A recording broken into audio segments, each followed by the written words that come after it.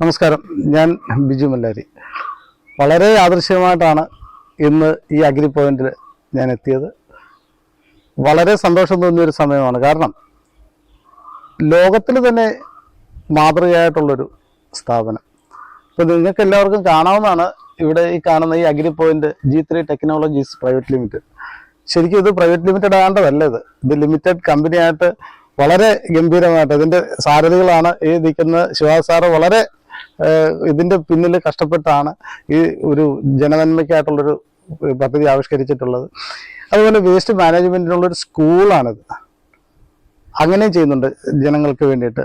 എന്തായാലും നമ്മളുടെ വീടിന് അത്യാവശ്യമാണ്. ഞാൻ ചേർത്തല മുനിസിപ്പാലിറ്റിയായിട്ട് ബന്ധപ്പെട്ട് ഇതുപോലുള്ള കുറേ പ്രവർത്തനങ്ങളിൽ പങ്കാളിയാണ്.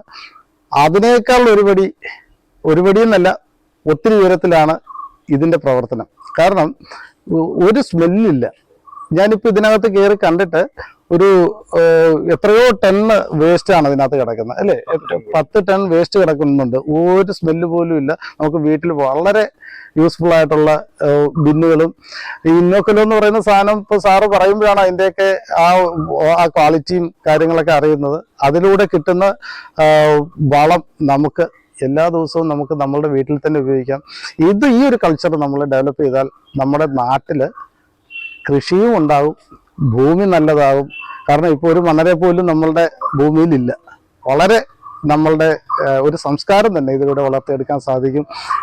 സ്കൂൾ തലത്തിലും കോളേജ് തലത്തിലും. ഇപ്പോൾ ഞാൻ വർക്ക് ചെയ്യുന്ന സ്ഥലത്ത് ഞങ്ങളുടെ ഹോസ്റ്റലിൽ ഇതിപ്പോൾ അത്യാവശ്യമായൊരു സാധനമാണ്. എന്തായാലും തീർച്ചയായിട്ടും അത് ഒരെണ്ണം വേണം. വീട്ടിലും ഞാൻ ആവശ്യപ്പെട്ടിട്ടുണ്ട്. തീർച്ചയായിട്ടും ഇതൊരു വലിയ സംരംഭമാണ്. ഇതിന് എൻ്റെ എല്ലാവിധ ആശംസകളും.